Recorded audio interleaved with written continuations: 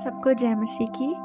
आज की इस वीडियो में मैं आपको बताना चाह रही हूँ कि किस प्रकार परमेश्वर ने इस पृथ्वी को बनाया। और इस पवित्र बाइबल में मैं बताना चाहती हूँ कि जिस प्रकार परमेश्वर ने आदि से लेके अंत तक और आने वाले समय तक जो बाइबल में कहा है वो सच होता आया है, आया था और होता ही रहेगा।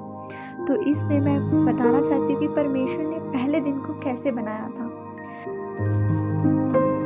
जब परमेश्वर ने पहले दिन में कहा कि उजाला हो, तो सारी पृथ्वी पर जो है उजाला हो गया था। और उजाला होने के बाद परमेश्वर ने जो है उजाले को अंधेरे से अलग किया और अंधेरे को रात से अलग किया। जिस प्रकार सांझ हुई फिर भोर हुई, तो इस प्रकार परमेश्वर ने जो है पहला दिन बनाया। इस प्रकार दूसरा दिन बनने जा रहा था, तो परमेश्वर ने क्या किया, जल के बीच में एक ऐसा अंतर हो कि जल दो भाग हो जाए। जैसे कि परमेश्वर ने एक अंतर बनाकर उसके नीचे के जल और उसके ऊपर के जल को अलग अलग किया और वैसा ही हो गया। और परमेश्वर ने उस अंतर को आकाश कहा तथा सांझ हुई और फिर भोर हुआ। इस प्रकार दूसरा दिन हो गया। फिर परमेश्वर ने कहा आकाश के नीचे का जल एक स्थान में इकट्ठा हो जाए और सूखी भूमि दिखाई देने लग जाए। और जैसा प्रभु ने कहा वैसा ही हो गया। परमेश्वर ने सूखी भूमि को पृथ्वी कहा तथा जो जल इकट्ठा हुआ उसको उसने समुद्र कहा। इस तरह उन्होंने दो चीजें बनाई, पृथ्वी और समुद्र। और परमेश्वर ने उनको देखकर कहा कि सब कुछ अच्छा है। फिर ऐसा होने पर परमेश्वर ने जो कहा कि पृथ्वी से हरी घास तथा बीज वाले छोटे छोटे पेड़, फलदायक वृक्ष भी, जिनके बीज उन्हीं में एक एक जाति के अनुसार हैं, पृथ्वी पर उगे। और वैसा ही हो गया। इस प्रकार पृथ्वी से हरी घास, छोटे छोटे पेड़ जिनमें अपनी अपनी जाति के अनुसार बीज होता है, फलदायक वृक्ष जिनके बीज एक एक जाति के अनुसार उन्हीं में होते हैं, उगे। और परमेश्वर ने देखा कि अच्छा है। फिर सांझ हुई फिर भोर हुआ। इसी प्रकार तीसरा दिन हो गया। फिर परमेश्वर ने कहा दिन को रात से अलग करने के लिए उन्होंने जो है आकाश के अंतर में ज्योतियां ठहराई। और वह चिन्हों के और नियमित समूह के और दिनों और वर्षों के कारण हो। और वह ज्योतियां आकाश के अंतर में पृथ्वी पर प्रकाश देने वाली ठहरी। तो प्रभु ने क्या किया कि उसमें दो बढ़िया ज्योतियां बनाई। और उनमें से जो बड़ी ज्योति थी वो दिन भर प्रभुता करने वाली बना दी, और जो छोटी ज्योति थी वो रात में प्रभुता करने वाली बना दी, ताकि जो बड़ी ज्योति दिन पर अधिकार करे और छोटी ज्योति रात पर अधिकार करे। ऐसा करने पर तारागण को मध्य में रखा, ताकि वो अंधारे को और उजाले को अलग अलग रख सके। और जब परमेश्वर ने देखा कि सब अच्छा है, तो दोबारा सांझ हुई फिर भोर हुआ। तो इस प्रकार जो है चौथा दिन समाप्त हुआ।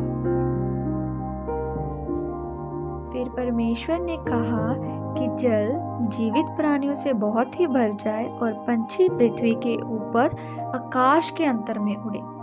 इसका तात्पर्य ये था कि परमेश्वर ने जो जल बनाया था, परमेश्वर ने उसको खाली देखकर उसमें जीव जंतु, जो पानी में रेंगने वाले चलने वाले पंछियों को सींचने की सृष्टि की। तो परमेश्वर के मुख से जो जंतु, जीव जंतु पानी में चलने और रेंगने वाले उनके मुख से निकले, परमेश्वर ने उन्हें बनाया। और उसी प्रकार परमेश्वर ने आसमान में बल्कि आकाश में उड़ने वाले पंछियों की भी सृष्टि की। और जब परमेश्वर ने देखा कि सब कुछ अच्छा है, तो परमेश्वर ने उनको आशीष देते हुए कहा कि फूलो फलो और समुद्र के जल में भर जाओ और पंछी पृथ्वी पर बढ़े। तथा फिर सांझ हुई फिर भोर हुआ। इस प्रकार पांचवा दिन परमेश्वर की हजूरी से जो है समाप्त हुआ। यहोवा ने क्या कहा कि हम मनुष्य को अपने स्वरूप के अनुसार अपनी समानता में बनाएं, और वह समुद्र की मछलियों पर, आकाश के पंछियों पर, घरेलू पंछियों पर और सारी पृथ्वी पर और सब रेंगने वाले जंतुओं पर। प्रभु ने उन्हें हमारे लिए बनाया ताकि हम उन पर अपना अधिकार कर सकें। और फिर परमेश्वर ने मनुष्य को अपनी सृष्टि से उत्पन्न किया और उन्हें नर और नारी करके सृष्टि दी। और इसी प्रकार फिर परमेश्वर ने हमें आशीष दी और आशीष देते हुए कहा कि फूलो फलो और पृथ्वी में भर जाओ और उसे अपने वंश में कर लो। और परमेश्वर ने ये भी कहा कि जो भी समुद्र की मछलियां, आकाश के पंछी है, जाकर उन पर अपना अधिकार करो। और फिर परमेश्वर ने हमसे कहा कि सुनो, जितने भी बीज वाले छोटे छोटे पेड़ हैं, सारी पृथ्वी के ऊपर जितने वृक्षों में फल लगे हुए हैं, वो सब मैं तुमको खाने को देता हूँ। मैं तुम्हारी भोजन को इसी प्रकार मिटाऊंगा। और फिर जितने पंछी आकाश में रहने वाले और रेंगने वाले जंतु हैं, उन सब को मैं छोटे छोटे पेड़ उनके लिए उत्पन्न करूंगा ताकि वे भी अपनी प्यास, अपनी भूख को मिटा सके। और जैसा खुदा ने कहा वैसा वैसा होता गया। और फिर सांझ हुई, फिर भोर हुआ और इस प्रकार छठवां दिन बना।